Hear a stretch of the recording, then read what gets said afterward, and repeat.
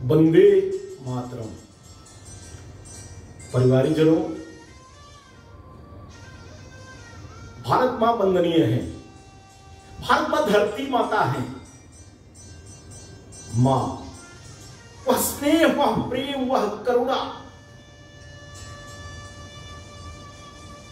कैसे आती है। और जब हम वंदे मातरम कहते हैं तो वह हमारी श्रद्धा, वह भक्ति इस भारत के प्रति, इस धरती मां के प्रति, मां भारती के प्रति प्रकट होती है। और वंदे मातरम हमारे लिए आजादी का मूल मंत्र रहा है।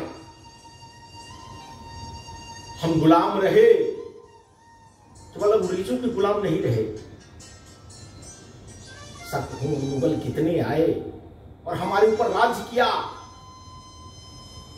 1150 वर्षों की गुलामी, हमको कंगाल कर दिया लोगों ने। और जब बंकिम चंद्र चटर्जी ने आनंद मठ में वंदे मातरम गीत लिखा, वह गीत आगे चल करके जब 1905 में बंग भंग का आंदोलन हुआ और लॉर्ड कर्जन ने बंग भंग कराया, उस समय बंगाल के नौजवानों के लिए वह महामंत्र का काम किया, वंदे मातरम।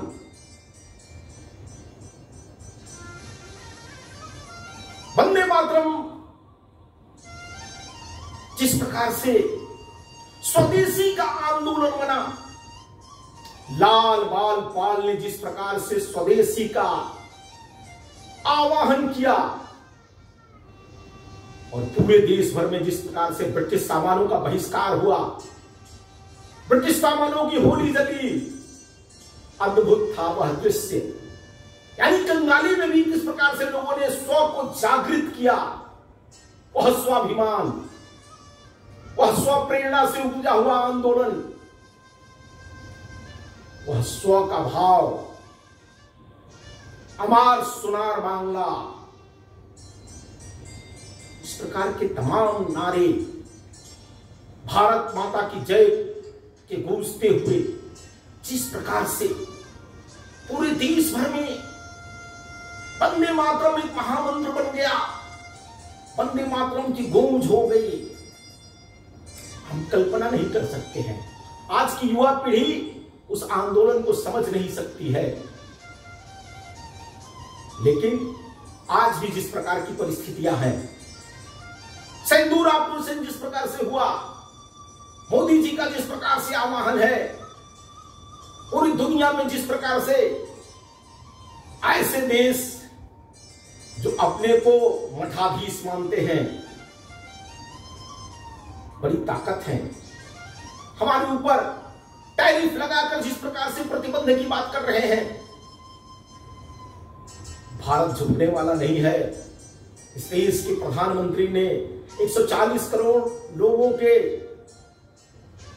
साथ यह स्वीकार किया है कि हम झुकेंगे नहीं, रुकेंगे नहीं, डिगेंगे नहीं और भारत दुनिया की ताकत बनेगा।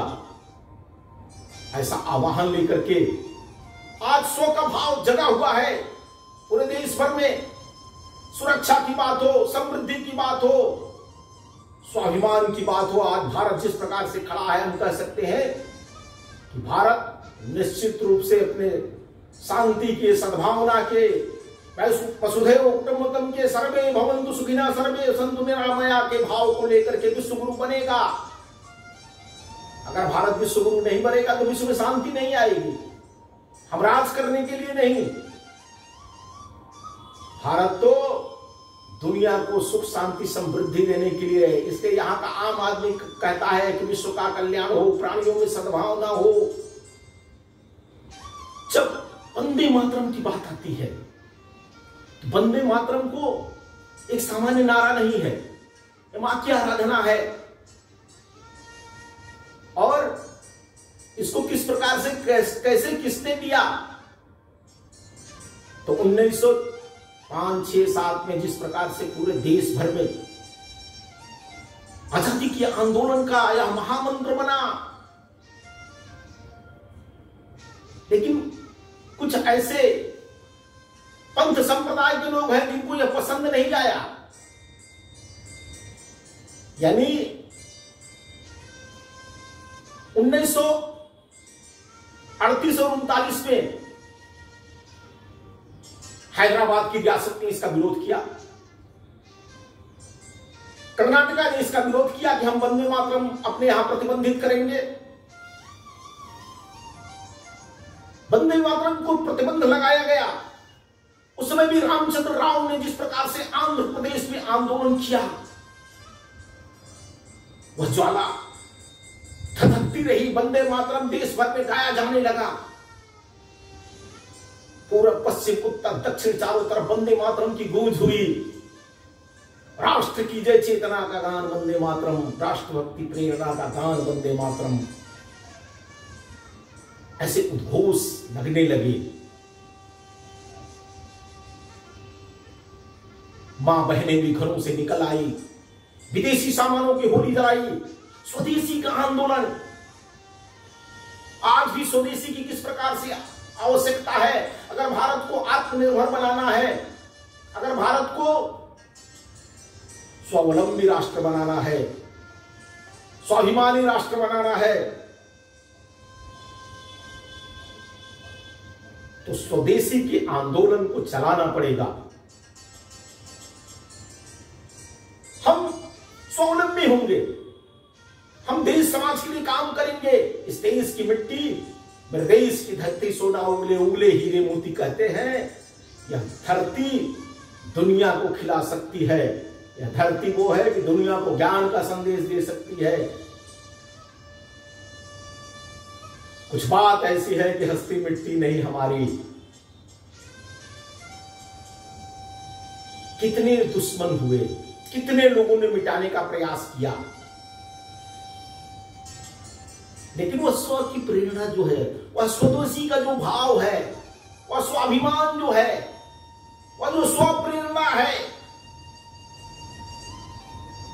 वह समय समय पर अंगड़ाई लेती है। और वह कालखंड बीत गया जब कभी मुगल दबाए होंगे, कभी अंग्रेज दबाए होंगे। आज भारत की ऐसी स्थिति बन रही है कि हम दुनिया का पुनः मार्गदर्शन करने की स्थिति में हैं। किसी से दबने वाले नहीं।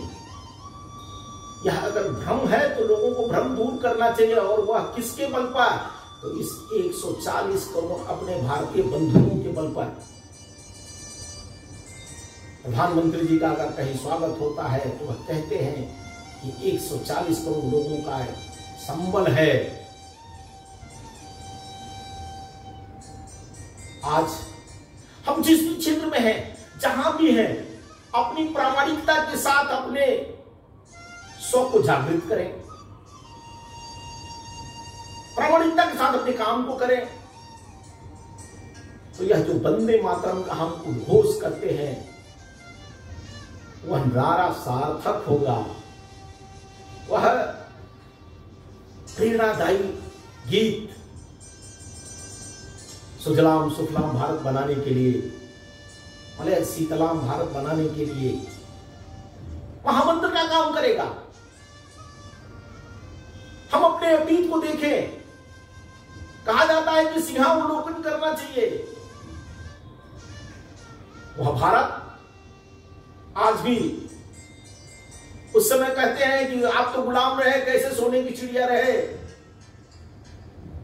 और 4वीं 5वीं शताब्दी जहां दुनिया के लोग भारत में पढ़ने के लिए आया करते थे, नालंदा, तक्षशिला, विक्रमशिला जैसे विश्वविद्यालय हुआ करते थे, आज भी दिल्ली में वो मीनार खड़ी है, वह स्तंभ खड़ा है लोहे का जिसमें कभी जंग नहीं लगता। आज भी हमारे दक्षिण में मंदिर हैं, हजारों वर्ष पुराने हैं। उसकी कलाकृतियों को कोई देखे। ढाका का मलमल हमारे यहां का हुआ करता था। वह स्वाभिमान, वह नौका बनाने की कला, वह आयुर्वेद, वह योगा,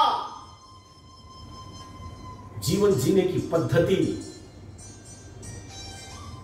वो आभूषण, वो खान पान, हर क्षेत्र में 56 प्रकार के व्यंजन हुआ करते थे। तो यह वंदे मातरम का उद्घोष नहीं है, हमारे स्वाभिमान को जगाने वाला है। इसको पढ़ना चाहिए, अपने अतीत को देखना चाहिए।